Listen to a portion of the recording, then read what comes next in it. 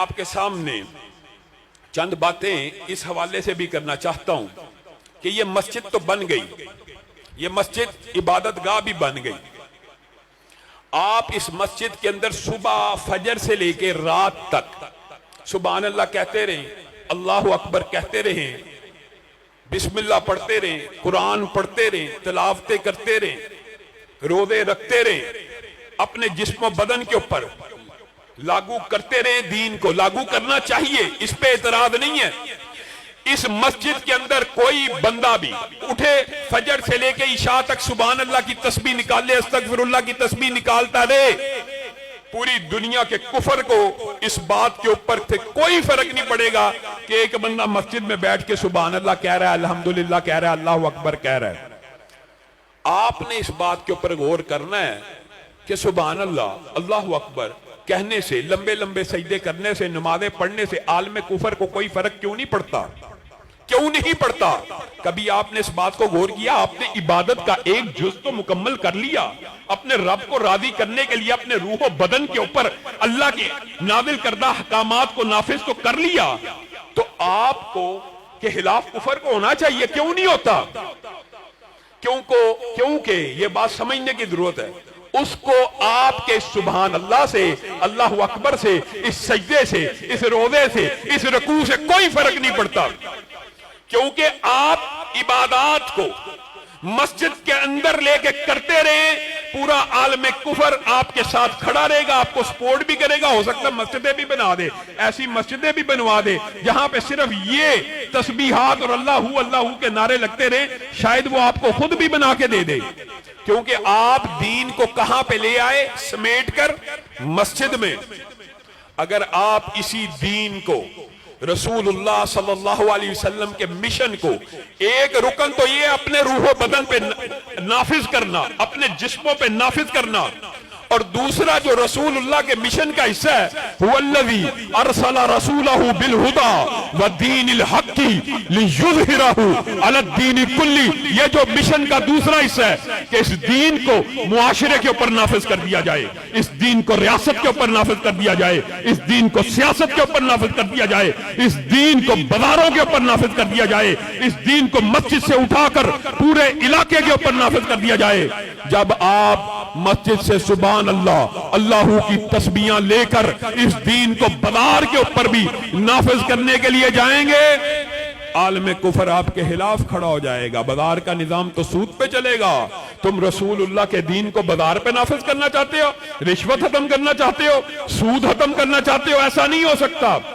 तुम रसूलुल्लाह के दीन को मस्जिद से निकाल कर अदालत में लेके जाना चाहते हो? नहीं, अदालत में तो वही कानून चलेगा जो हमने इजाद किया हुआ है, इस्लामी कवानीन, इस्लामी हदूद, हदूदुल्लाह का निफाज। अगर तुम अदालतों में करोगे, पूरे दुनिया का आलम कुफर खड़ा हो जाएगा। इसी तरह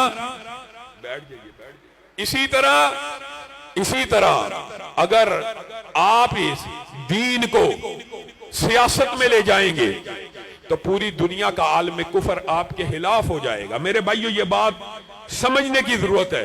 हो सकता है किसी बंदे के लिए ये बात कुछ शकील हो या इसके अंदर उसको समझने में कुछ दिक्कत आए, लेकिन आपने इस पैगाम को, इस नुक्ता नजर को, इस मिशन को गली गली, चौक चौक, चुरस्ते चुरस्ते लेकर जाना है कि निकल कर खानकाहों से अदा कर रस्म शब्बीरी, निकल कर खानकाहों से अदा कर रस्म शब्बीरी। ये जो अकामत दीन की जिद्दोजहद होती है, इससे आलम कुफर को फर्क पड़ता है। मस्जिद में इबादत करने से अल्लाह की कसम आलम कुफर को कोई फर्क नहीं पड़ता। लेकिन जब आप रसूलुल्लाह के इस मनहज को, रसूलुल्लाह के इस दीन को कहेंगे रियासत के ऊपर नाफिज कर दिया जाए, अदालत के ऊपर नाफिज कर दिया जाए, सियासत के ऊपर नाफिज कर दिया जाए, बाजार के ऊपर नाफिज कर दिया जाए, पूरा आलम कुफर आपके खिलाफ हो जाएगा। इस बात को जरा खोलिए, रियासत के ऊपर क्या नाफिज कर दिया जाए, इस बात का क्या मतलब है? इस बात का मतलब आपने खुद रसूलुल्लाह सल्लल्लाहु अलैहि वसल्लम के मनहज से अहद करना है। रसूलुल्लाह सल्लल्लाहु अलैहि वसल्लम दुनिया से चले गए। रसूलुल्लाह के मुसल्ले का वारिस कौन बना? अबू बकर। सबको पता ना, रसूलुल्लाह के मुसल्ले के वारिस कौन बने? रसूलुल्लाह की रियासत के वारिस कौन बने? रसूलुल्लाह की सियासत के वारिस कौन बने? मस्जिदुन नबवी की अदालत के वारिस कौन बने? बताइए, अगर अबू बकर के अलावा रियासत के वाली कोई और बने थे, सियासत के वारिस कोई और बने थे, तो हमारे सामने हमारे ऊपर जो एतराज करते हैं, आज दलाइल की दुनिया में हमारे सामने इस बात को रखें कि क्या रसूलुल्लाह सल्लल्लाहु अलैहि वसल्लम ने यह नहीं था फरमाया कि बनु इसराइल के सियासी कायद उनके नबी हुआ करते थे, एक नबी जाता दूसरा नबी उनका सियासी लीडर भी बन जाता। क्या रसूलुल्लाह ने नहीं था फरमाया कि मेरे बाद नबी नहीं आएंगे? क्यों बैदुल्लाह लतीफ भाई, मेरे बाद नबी नहीं आएगा, मेरे बाद नबी नहीं आएगा, लेकिन मेरे बाद उलमा आएंगे, मेरे बाद उलमा, नबी तो नहीं आएंगे लेकिन मेरे बाद उलमा आएंगे। वो कौन होंगे? बताइए, वो कौन होंगे? वो मेरे वारिस होंगे। मेरे बाद उलमा आएंगे, वो मेरे वारिस होंगे। और मस्जिद में आप बैठे हैं, इन उलमा की जो फजाइल और मनाकिब हदीस में आप सुन के हैरान रह गए। फरिश्ते इनके पांव के नीचे पर रखते हैं। एक तालिब इल्म जब इल्म की नीयत से घर से निकलता है, आप में से कोई मस्जिद में आ रहा है सिर्फ इल्म दीन सीखने के लिए, तो अरब मखलूकात आपके लिए दुआएं करना शुरू कर देती हैं। हत्ता के हदीस के अल्फाज हैं, समुंदर में रहने वाली मछलियां भी उस बंदे के लिए दुआएं करना शुरू कर देती हैं। चलो चींटियों के बारे में, फरिश्तों के बारे में तो दिमाग में आ सकता है, फरिश्तों ने हमें देखा है, चींटियों ने भी इंसानों की दुनिया देखी हुई है। ईमानदारी से बताइए, क्या मछलियों ने देखी है? क्या मछलियों ने आज तक ये जमीन देखी है? और मछलियों को किसने कहा है कि जमीन के ऊपर एक मखलूक ऐसी बस रही है जो दीन का इल्म हासिल करने के लिए चल पड़ी है, इनके लिए दुआएं करो? कौन बता रहा है मछली को? अल्लाह बता रहा है। और मछलियां उनके लिए दुआएं कर रही हैं, वो मखलूकात जिन्होंने इंसानों को देखा ही नहीं, जिन्होंने ये दुनिया कभी देखी ही नहीं, वो तालिब इल्मों के लिए, उलमाए दीन के लिए दुआएं कर रही हैं। किस लिए? नवाज शरीफ के पीछे चलने के लिए, इमरान खान के पीछे चलने के लिए, भुट्टो के पीछे चलने के लिए। वो किस लिए दुआएं कर रही हैं? वो इसलिए दुआएं कर रही हैं, अगर ये गिरोह राह रास्त पे रहा तो दुनिया कायम रहेगी, वरना दुनिया हलाक हो जाएगी, इसलिए दुआएं कर रही हैं।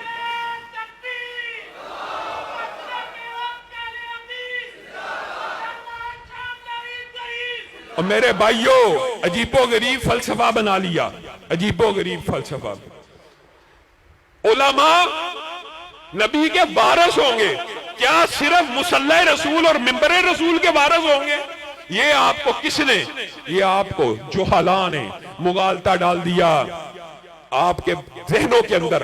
कैपिटलिज्म ने, सनती इनकलाब ने, सरमायादाराना निजाम ने एक सोच और फिक्र डाली, मौलवी मस्जिद के अंदर मिंबर रसूल का वारिस तो है। ये आपको सरमायादाराना निजाम ने मुगालता डाला। अल्लाह की कसम, आपको ये गुमराह कर दिया गया है। आप में से भी बाद लोग शायद आज से पहले ये सोच और फिक्र रखते हो कि मस्जिद के मिंबर पे बैठे हुए मौलवी का सियासत से क्या काम है? मस्जिद के मिंबर के ऊपर बैठे हुए मौलवी का ये रियासती मामलात के साथ क्या काम है? ये सियासत के ऊपर किस बारे में गुफ्तगू कर रहा है? ये सियासत के नुक्ते क्यों बयान कर रहा है? आपके जहन में भी ये मुगालता आ सकता है, क्योंकि मुआशरे में प्रोपेगेंडा है। अल्लाह का ये तो शुक्र है कि आपने मौलवी को मिंबर रसूल का वारिस तो मान लिया, लेकिन आपके दिमाग में यह फलसफा डाल दिया गया, मिंबर रसूल का वारिस तो आलम दीन और मौलवी हो सकता है, लेकिन तख्ते रसूल का वारिस, खिलाफत रसूल का वारिस, रियासत रसूल का वारिस, सियासत रसूल का वारिस कौन होना चाहिए? चोर होना चाहिए, लुटेरा होना चाहिए। मौलवी साहब, आप सियासत की बात ना करें, आप मस्जिद में सियासत की बात कर रहे हैं, मिंबर रसूल पे सियासत की बात कर रहे हैं। सियासत किसको करनी चाहिए? चोरों को करनी चाहिए, लुटेरों को करनी चाहिए, वडेरों को करनी चाहिए, जगीरदारों को करनी चाहिए। और उलमा को क्या करना चाहिए? इनकी नौकरी करनी चाहिए। माअल्लाह, उलमा को इनके झंडे उठाने चाहिए। और मेरे भाइयों, एक आम मस्जिद का मौलवी जिसे तुम इमाम बनाते हो, नमाजियों के आगे खड़ा होता है कि पीछे? आगे खड़ा होता है कि पीछे? उलमा आगे खड़े होने के लिए आए, उलमा रहनुमा बनने के लिए आए, उलमा पेशवा बनने के लिए आए, उलमा मुक्तदा बनने के लिए आए। हमारे साथी, हमारे दोस्त, हमारे रुफाका इन उलमा की तकरीरें सुनकर अपने बच्चों को दीनी इदारों में भेजते हैं कि ये दीन का इल्म हासिल करके इमाम जमाना बनेंगे, इमामुल असर बनेंगे। उनको क्या पता कि उनको मदरसे से ये तालीम मिलेगी कि इमाम नहीं बनना, नवाज शरीफ का गुलाम बनना है, इमरान खान का गुलाम बनना है, भुट्टो का गुलाम बनना है। अगर तालिब इल्म बच्चों को बनाना था, इमामत के लिए बनाना था, दुनिया के अंदर आगे लगने के लिए बनाया था, इन सेकुलर और लिबरल पार्टियों के झंडे उठाने के लिए नहीं था बनाया। आप अपने ज़मीरों को टटोलें।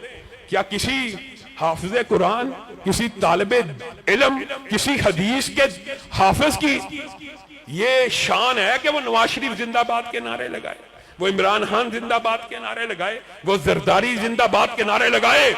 उसको क्या नारा लगाना चाहिए? उसको लगाना चाहिए इस्लाम जिंदाबाद, ताजे तख्ते खत्मे नबूवत जिंदाबाद। उसका नारा सिर्फ ये होना चाहिए, रसूलुल्लाह सल्लल्लाहु अलैहि वसल्लम अगर उलमा को मिंबर रसूल का इमाम कह रहे हैं तो इसी तरह वो तख्ते रसूल के भी, और अगर मिंबर रसूल का वारिस कह रहे हैं तो वो तख्ते रसूल के भी, सियासत रसूल के भी, रियासत रसूल के भी वारिस है। और ये मनहज मेरा नया नहीं है या ये कोई नई सोच और फिक्र नहीं है। हाँ, नकारखाने में तूती की आवाज इसलिए लग रही है कि हमने इस मनहज को कई सालों से छोड़ दिया। हम जो रहनुमा बनने के लिए थे, हम जो लोगों को, अब क्या कहे बंदा, राहजनों ने राहजनी की है लेकिन राहबरों ने भी क्या कमी की है। हुक्मरान हो गए कमीने लोग, हाथ में मिल गए नगीने लोग। और मेरे भाइयों, ये जमीन जब तलक न लेंगे हम, इससे उगते रहेंगे यूं ही गम। रोटी कपड़ा मकान हम देंगे, अहले मेहनत को शान हम देंगे। इस हिजा को मिटाएंगे हम ही, फसले गुल लेके आएंगे हम ही इंशाअल्लाह।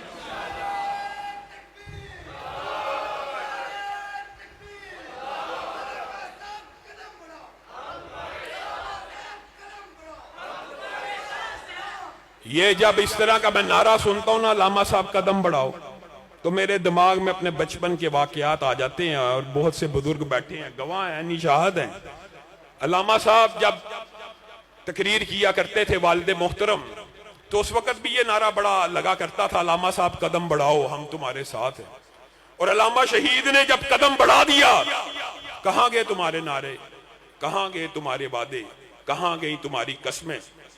मैं इन नारों को सुन के, कुदरती बात है, बदीही बात है, बंदा खुश होता है। लेकिन मैं तुम्हें एक बात बतला दूं, अगरचे फैसलाबाद अहले वफा का शहर है और अल्हम्दुलिल्लाह मुझे अपने सब साथियों के ऊपर एतमाद है कि ये मेरे साथ बावफा और मुखलस रहेंगे। लेकिन मैं आपके सामने ये बात कह देना चाहता हूं, अल्लाह की कसम, जिस तरह अल्लामा शहीद ने कहा था ये सारे पलट जाएं, मैं अकेला लड़ूंगा, आज उनका बेटा भी इस बात का ऐलान करता है। ये सारे साथी भी अगर साथ छोड़ दे तो मुझे यकीन है नहीं छोड़ेंगे। मैं अल्लाह के फजलो करम से दिफाए इस्लाम का, दिफाए पाकिस्तान का झंडा उठाकर चलता रहूंगा।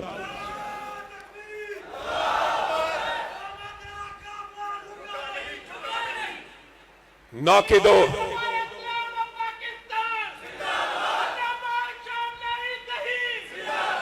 अल्लामा शहीद कहा करते थे, नाकिदो और तनकीद करने वालों, नाकिदो, वक्त की रफ्तार बदलने के लिए मैंने मजबूर जबानों को नमा बख्शी है।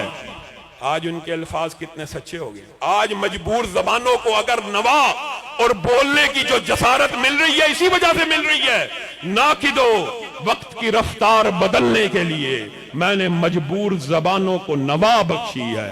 कज कुलाहों की रऊनत का उड़ाया है मिजाज, मैंने तारीख के चेहरे को दया बख्शी है। मेरे भाइयों, हजरत अबू बकर के बाद मिंबर रसूल के ऊपर, रियासत रसूल के ऊपर, सियासत रसूल के ऊपर कौन आया? उमर आया। उमर के बाद कौन आया, उस्मान के बाद कौन आया?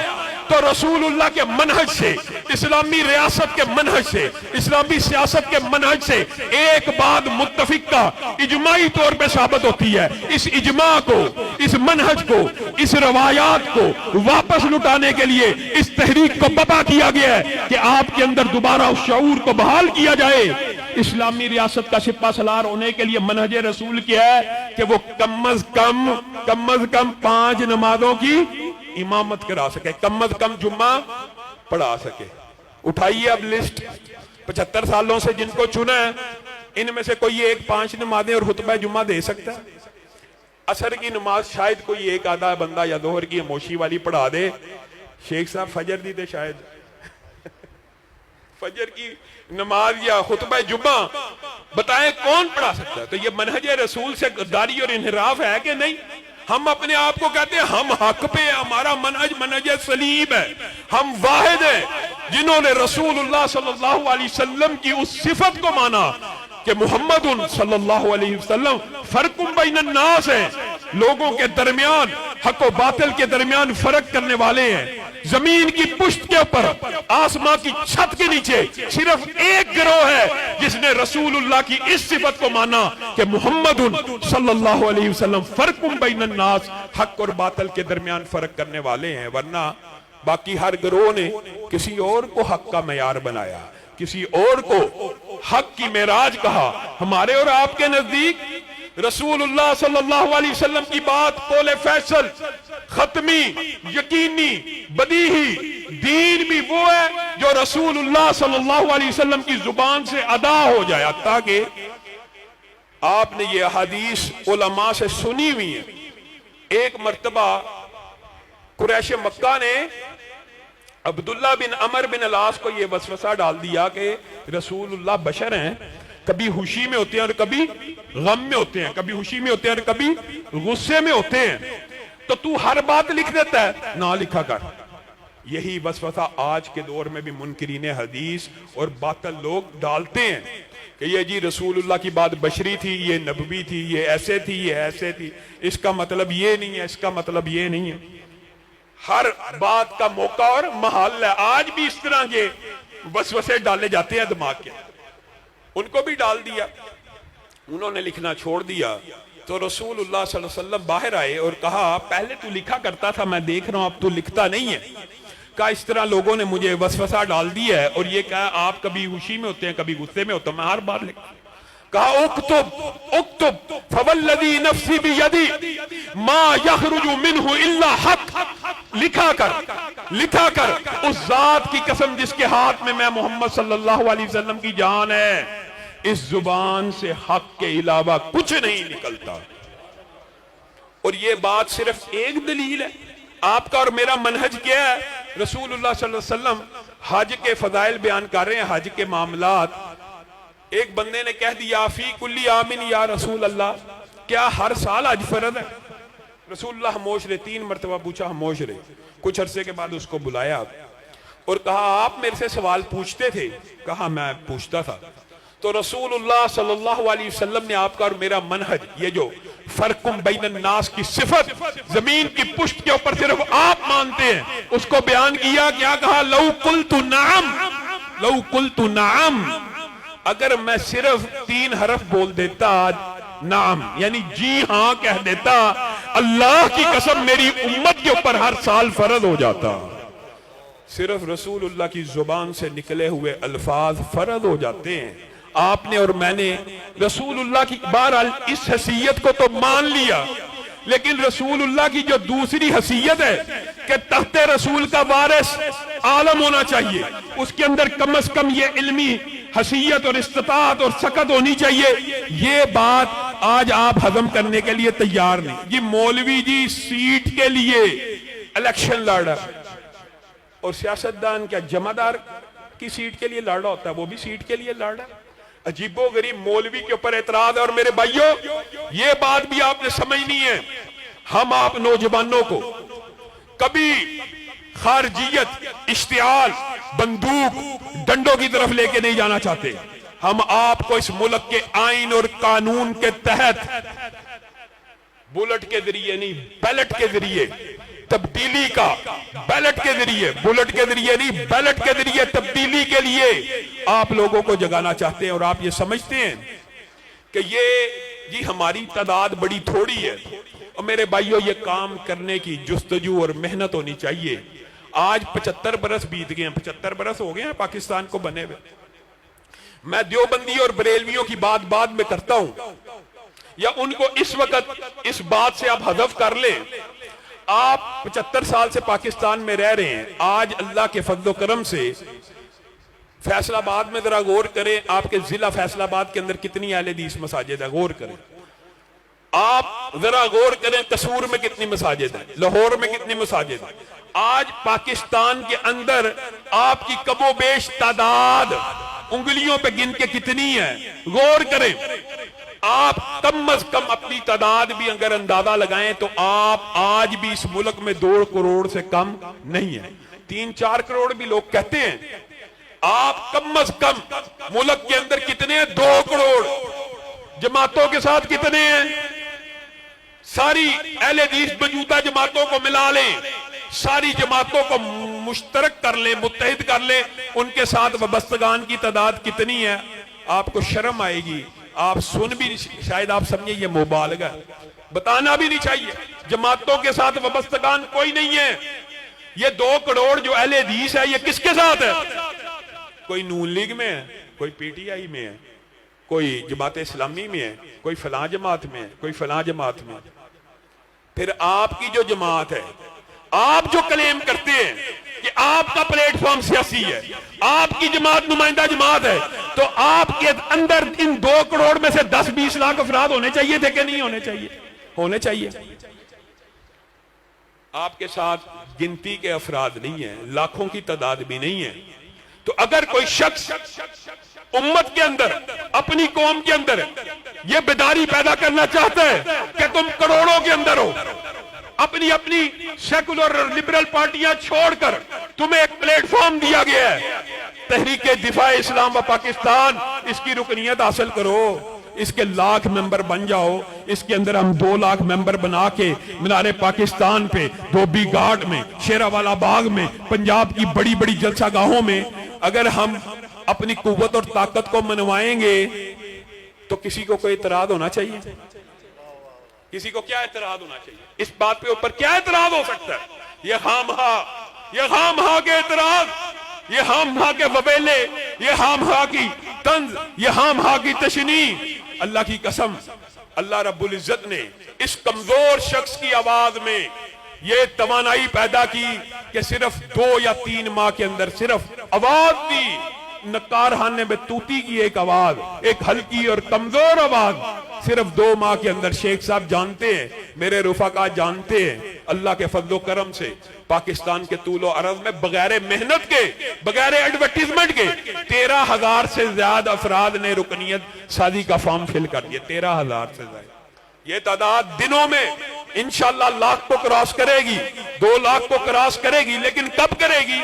जब आप लोगों के अंदर ये शऊर बेदार करेंगे कि आलम दीन तालिब इल्म रहनुमा बनने के लिए आया है, मुक्तदा पेशवा और रहबर बनने के लिए आया है। इन सेकुलर और लिबरल पार्टियों की चापलूसी के लिए, इनके अब बंदा क्या अल्फाज के, इनके नारे मारने के लिए। क्या किसी आलमे दीन और शेखुल हदीस को, जिसने सारी जिंदगी हदीस का सबक पढ़ा और पढ़ाया हो, जो मनहज रसूलुल्लाह से वाकिफ हो, जिसके इल्म में यह बात हो कि हुक्मरान बनने की कम से कम शर्त यह है कि वो 5 वक्त का नमाज बाजमात की इमामत करा सके। आपने मुगलों के बारे में बातें सुनी है ना, मुगल बादशाहों के बारे में, सब ने अंबरे तकीर के हिस्से में है। ज्यादा मुअर्रख कौन थे? हिंदू। इन्होंने हमें मुगल बादशाहों के बारे में बड़ी बातें बताई है जी, ऐसे थे, ऐसे थे जी, ऐसे थे, ऐसे थे, ऐसे थे, भाइयों के कत्ल की बातें, फलां बातें, फलां फलां। लेकिन एक मुअर्रख भी ये बात नहीं लिख सका। ये जितने मर्जी बूढ़े थे, ये जितने मर्जी बुरे थे, फजर की नमाज होती थी, इमामत खुद कराते थे। जुम्मा की अजान होती थी, जुम्मा खुद पढ़ाते थे। एक शेखुल हदीस मसनद हदीस पे बैठा हुआ, 50 साल बुहारी पढ़ाए हुआ आलम दीन हो, हाफिज कुरान हो, जमात का जिम्मेदार भी हो, क्या उसको ये बात ज़ेब देती है कि उसके इल्म में ये बात हो कि हाकमियत के लिए रसूलुल्लाह के तख्त की, रसूलुल्लाह की खिलाफत की, रसूलुल्लाह के मिंबर के साथ साथ रसूलुल्लाह के तख्त के वारिस बनने की कम अज कम अहलियत ये है वो 5 वक्त की नमाज करवा सकता और हुतमा जुम्मा पढ़ा सकता हो। और फिर वो नारा लगाए, इमरान खान जिंदाबाद, नवाज शरीफ जिंदाबाद, बिलावल भुट्टो जिंदाबाद, जरदारी जिंदाबाद। और 75 बरस बीत गए, इन लोगों ने पाकिस्तान के हालात बदले नहीं बदल सकते। वही दीरी न बीमारी, वही ना मुहकमी दिल की इलाज इसका, वही आबे निशात अंगेज ऐसा की। पाकिस्तान के हालात भी अल्लाह की कसम अगर बदलेंगे तो रसूलुल्लाह के फरमान से बदलेंगे, रब के कुरान से बदलेंगे। आप आओ तो सही, आपने पाकिस्तान बनाया ला इलाहा इल्लल्लाह की बुनियाद के ऊपर। पाकिस्तान पुल, डैम, स्कूल, कॉलेजेस, यूनिवर्सिटीज बनाने के लिए बना था कि पाकिस्तान इस्लाम को नाफिज करने के लिए बना था? सबको पता है, उसी से हमने गद्दारी की। अगर पुल बनाना पाकिस्तान का मकसद था, अगर यूनिवर्सिटियां बनाना पाकिस्तान का मकसद था, बनानी चाहिए, इस पे एतराज नहीं है, तो पाकिस्तान को हिंदुस्तान से अलग होने की जरूरत नहीं थी। और अगर सिर्फ आईटी, मईशत, पुल, यूनिवर्सिटियां, कॉलेजेस ही पाकिस्तान का मतमे नजर था, तो आज फिर ये बात समझ लो कि हिंदुस्तान तुमसे जीत चुका है। हमने पाकिस्तान, पुल बनने चाहिए, सड़कें बननी चाहिए, नालियां पक्की होनी चाहिए, लेकिन पाकिस्तान बनाने का मकसद नजरियाती तौर पर एक ऐसी रियासत को कायम करना था जहां पे आप इस्लामी कवानीन और असूलों की पूरी अमलदारी कर सके। क्या आज तक नाफज हुए? और फिर अजीबो गरीब बात जी, तादाद कम है। तादाद मैंने आपके सामने रख दिया, आप करोड़ों में हैं। आप मुश्तमे नहीं है, आप इकट्ठे नहीं हैं, आप बिखरे हुए हैं। इस मस्जिद के अंदर बैठे हुए लोग भी, अभी आप अगर पोलिंग करा लें, आधे लोगों ने नून लीग को वोट दिया होगा, आधे लोगों ने पीटीआई को। अभी इसी मस्जिद के अंदर बैठे हुए अहले हदीस लोग हैं ना, कुछ हो सकता है देवबंदी भी हो, बरेलवी भी हो, किसको वोट दिया? या पीटीआई को दिया या नून लीग को। तो फिर गिला किस से? तो फिर इख्तिजाज किस बात के ऊपर? फिर अपनी नाकामी का रोना क्यों रोना है? फिर हमने जो काम किया ही नहीं, 75 बरस से हमने आज तक एक अहले हदीस की यूनियन कौंसिल नहीं बनाई। एमएनए और एमपीए का हल्का तो दूर की बात है, आप अहले हदीस की बुनियाद के ऊपर एक यूनियन कौंसिल का इलेक्शन नहीं जीत सकते। आप इतने ही कमजोर है, आपको ये मुगालता डाला गया है, आपके अंदर ये एहसास कमतरी और आपके अंदर पैदा किया गया है। और ये पैदा करने की भी कुछ खास वजूहात होती है, जैसे सरमायादाराना निजाम ने, कैपिटलिज्म ने आपको ये इशारे किए, आपके जहन में ये बात बिठाई, मौलवी का काम सिर्फ मस्जिद तक है, दीन सिर्फ मस्जिद तक रहना चाहिए, मस्जिद से बाहर नहीं निकलना चाहिए, मौलवी को मिंबर के ऊपर सियासत की बात नहीं करनी चाहिए। ये सोच फिक्र बिठा दी है। इसी तरह आपके दिमाग में ये सोच फिक्र बिठा दी है कि आप बैलेट के जरिए इलेक्शन नहीं जीत सकते। ये मुगालता है, क्यों नहीं जीत सकते? आप मेहनत करें, आप स्ट्रगल करें, आप एक पीपी को, फैसलाबाद में बैठे एक पीपी को मुख्तस करें कि यहां से हमने सिर्फ अहले हदीस की बुनियाद पे इलेक्शन लड़ना है, पूरे जिले के वोटों को उधर ट्रांसफर करवाएं। कैसे नहीं जीत सकते? जीत सकते हैं। आप नहज दें, आप काम करें, आप इस नुक्ता नजर पे लोगों को लेके तो आए। आपने आज तक मेहनत नहीं की जी, जीत ही नहीं सकते जी, जीत ही नहीं सकते जी, जीत ही नहीं जी। मजहबी जमातें अगर मिल जाएं, इत्तेहाद हो जाए, चंद सीटें ले ली। और मेरे भाइयों, ये बात भी फलसफा याद रखो, मजहबी जमात हकीकी तौर पर मुहतसब का किरदार अदा करती है। मुहतसब, बस मेरी और आपकी जिम्मेदारी इत्तिसाब करना है। और उस एहतसाब करने के लिए अगर आप गौर व फिक्र करें, सोचें, मुझे और आपको किसी सीट की जरूरत है? अल्लाह की कसम नहीं है। दिफाए सहाबा का कौद हो, मेरे पास सीट हो तब भी, सीट ना हो तब भी, किसकी जुर्रत है पाकिस्तान में सैयदना अबू बकर की तौहीन करके दिखा दे? कर सकता है? सैयदना उमर की कर सकता है? जो करेगा उसके खिलाफ एहतजाज होगा, उसके खिलाफ मुकदमा दर्ज कराया जाएगा। और दिफाए सहाबा के लिए एहतजाज करने के लिए तैयार होना। आप बताएं, इस दिफाए सहाबा के लिए जब एहतजाज के लिए तैयार हैं, तो इसलिए तैयार है मेरे पास कुर्सी है। आम फहम बात। आप इस कौद और मिशन के लिए कुर्सी की वजह से एहतजाज कर रहे हैं? आपके पास कुर्सी हो तब भी, कुर्सी ना भी हो तो दिफाए सहाबा के लिए हमें किसी कुर्सी की जरूरत नहीं। हुर्मत रसूल का दिफा करने के लिए हमें किसी कुर्सी की जरूरत, हमें बेहयाई को रोकने के लिए किसी कुर्सी की जरूरत, ट्रांसजेंडर एक्ट को रोकने के लिए किसी कुर्सी की जरूरत। लेकिन अगर मिल जाए तो फिर तो नूरुन अला नूर है। और उसकी मेहनत और स्ट्रगल किसने करनी? हमारे अबाओ अजदाद ने मेहनतें की है ना, तो पाकिस्तान में बैठे हुए अबाओ अजदाद ने पाकिस्तान को आजाद करने के लिए मेहनतें की थी, आज सब आजाद बैठे हुए हैं। तो आइए इस काफिले के, इस कारवां के हम कदम हो जाइए जो आपकी आइंदा आने वाली नस्लों को चंद ऐसे हल्के बना कर देना चाहता है कि पाकिस्तान की कोई भी लिबरल, कोई भी सेकुलर पार्टी के बगैर भी आप अपने इज्जत और वकार के साथ हल्कों के अंदर इलेक्शन लड़ सके। और बिलफर्ज ये भी बात याद रखिए, आप अगर बिखरे हुए कतरात हैं तो मिल जाए कि दरिया नजर आए, बिखरे हुए जर्रात हैं तो मिल जाए कि सहरा नजर आए। इसका क्या फायदा? मेरी तहरीक की जो जुस्तजू है, 1 लाख कारकुन, 2 लाख कारकुन, इसका फायदा क्या है? अल्लाह की कसम इसका फायदा यह है कि पाकिस्तान की कोई भी सियासी जमात आपको इग्नोर नहीं कर सकती। हम इक्तदार के हरीस नहीं है, लेकिन मुक्तदर हल्कों तक ये पैगाम भी पहुंचाना चाहते हैं कि हमारे बगैर इक्तदार में आना भी मुश्किल है, हमारे बगैर इक्तदार में आना भी मुश्किल है। आप लोग 1-2 लाख की मेंबरशिप पूरी करें, पाकिस्तान की कोई पॉलिटिकल पार्टी आपको इग्नोर नहीं कर सकती। आपके 1 लाख रुकन रजिस्टर्ड हो, 2 लाख रुकन रजिस्टर्ड हो, 1 लाख रुकन का मतलब होता है 10 लाख वोट। हर बंदा 10-10 वोट दिलवा लेता है, कौन इग्नोर कर सकता है? और यही हकीकी तौर पर मजहबी जमातों का किरदार होता है कि मुख्तसब का किरदार अदा करें हमने। और पाकिस्तान के अंदर जब भी आपके ये फैसलाबाद में आए बिलबोर्ड लगे हुए हैं, अगर फाहिशा औरतों के उरिया बोर्ड और बरहना नीम बरहना औरतों के बोर्ड लगे हुए हैं, तो क्या उन बोर्डों के खिलाफ एहतजाज करने के लिए आपको कुर्सी की जरूरत? हरगिज़ नहीं।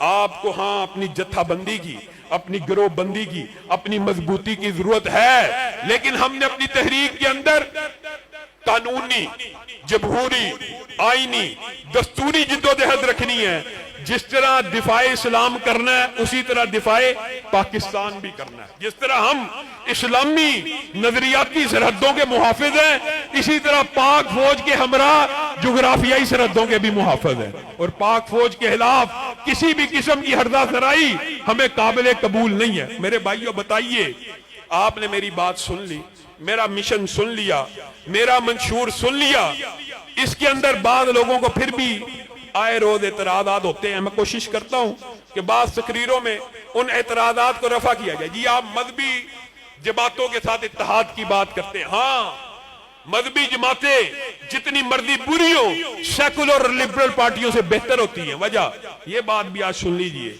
और ये मनहज भी मेरा आज का जदीद नहीं है। हाफिज मोहम्मद गोंदलवी राहिमहुल्लाह की तहरीरें पढ़ ले, मौलाना इस्माइल सल्फी की पढ़ ले, मौलाना दाऊद गज़नवी की पढ़ ले। क्या देवबंदियों के साथ, बरेलवियों के साथ आपके जो इख्तलाफात हैं मानते हैं, किन 2 अमूर के ऊपर होते हैं? एक अकायद के ऊपर, अकायद, और दूसरी इबादत की अदायगी के ऊपर। इन 2 मामलात के ऊपर मसालक के दरमियान इख्तलाफ हैं, लेकिन ईमानदारी से आज आपने फैसला करके जाना है, क्या इन 2 मामलात के अलावा, अकायद और इबादत की अदायगी के अलावा, क्या मुआशरती मामलात में हमारा किसी एक नुक्ते पे भी इख्तलाफ है? मसलन जना किसी के नजदीक जायज है, फहाशी किसी के नजदीक जायज है, उरियानी जायज है, बेहयाई जायज है, बेपर्दगी जायज है, शराब नोशी जायज है, डकैती जायज है, सूदखोरी जायज है, रिश्वतस्तानी जायज है, हदूदुल्लाह के निफाज में कोई इख्तलाफ है? ये मामलात है, मामलात में हमारे मुश्तरकात है। दिफाए सहाबा हमारा मुश्तरका काद है, दिफाए हत्मे नबूवत हमारा मुश्तरका काद है। जिनमें इख्तलाफ है उनमें हम अगर एक दूसरे से मुतफर्रक है कोई हरज नहीं, और जिनमें इत्तफाक है वहां पे मुश्तरक है तो कोई हरज नहीं। अगर हत्मे नबूवत का काद हो, तीनों मसालक मुत्तहिद होकर बात करें, कोई हरज नहीं। और ये मुगालता है हत्मे नबूवत के काज की कॉन्फ्रेंस को, दिफाए सहाबा की कॉन्फ्रेंस को, उन कॉन्फ्रेंसों पे कियास करना जिनके ऊपर इख्तलाफ है। उनके ऊपर तो बैनुल मसाले के इख्तलाफ है, तो उन कॉन्फ्रेंसों में नहीं जाया जाता, उनके नामों के ऊपर एतराज है। और फिर दूसरा एतराज, ये भी कुछ कोता फिक्र और कम नजर लोग करते हैं जी, आप कहते हैं बरेलवी देवबंदी अहले हदीस इत्तेहाद हो जाए सेकुलर पार्टियों से बेहतर है, और जी वो तो उनकी तो तादाद बहुत ज्यादा है, वो अगर गालिब आ गए आपके साथ ये कर देंगे वो कर देंगे। हमने चूड़ियां पहनी हुई है। और मेरे भाइयों, इत्तेहाद हो भी जाए, ये कुछ होते हैं फैक्चुअल एक्चुअल हकायक, जमीनी हकायक, कुछ होते हैं। आप मुझे बताइए, अगर हम सारे देवबंदी बरेलवी अहले हदीस भी मिल जाएं, ईमानदारी से बताएं, तो क्या हो जाएगा? ज्यादा से ज्यादा 30 सीटें ले लेंगे। पंजाब से तो सबसे मुश्किल है, मजहबी जमातों की सियासत पंजाब में बहुत मुश्किल है। हम कितनी सीटें ले लेंगे? 25 ले लेंगे, 20 ले लेंगे। 20 या 25 सीटों वाले की पाकिस्तान में हुकूमत आ जाती है। वही किरदार रहना है, मुख्तसिब का किरदार वही रहना है कि मुख्तसिब का किरदार अदा करना है। अगर 10 सीटें बरेलवी जीत जाएंगे तो 2-4 तो आप भी जीते होंगे, तो 10 सीटें देवबंदी जीत जाएंगे तो 2-4 आप भी जीत जाएंगे। आपको क्या फर्क पड़ जाएगा? आप अपनी हल्का जाती मेहनत को, आप अपनी हल्का जाती सियासत को फैसलाबाद के अंदर से, ये मेरा भाई मुजाहिद है, अलवी खानदान का चश्मो चराग है, मिसाल दे रहा हूं, ये अपने हल्के के अंदर मेहनत शुरू कर देता है। शेख साहब कोई हल्का नॉमिनेट करके मेहनत शुरू करते हैं, आप सब साथी वहां पे अपने वोट ट्रांसफर कराना शुरू करें। 20-25 हजार की तादाद में जब वोट ट्रांसफर हो जाएं, आपको किसी पार्टी से भीख मांगने की जरूरत नहीं है। खुदा करे कि मेरी अर्ज़ पाक पर उतरे वो फसले गुल के जिसे अंदेशा जवाल ना हो। खुदा करे मेरे एक भी हम वतन के लिए हयात जुर्म ना हो, जिंदगी वबाल ना हो। और याद रखना, अल्लाह के फजलो करम से आप अगर इस काज में मेरा साथ देंगे, इरादा करते हैं बका, जोश में है तबीयत कतील आजकल, सामने जो भी आया वो बह जाएगा। ये नदी के जमाने से मशहूर है, अपनी मूद और तुगियानियों के लिए ए खाक नशीनों उठ बैठो, वो वक्त करीब आ पहुंचा है जब ताज उछाले जाएंगे, जब तख्त गिराए जाएंगे। वाहिर दावाना अनिल हम्दुलिल्लाह।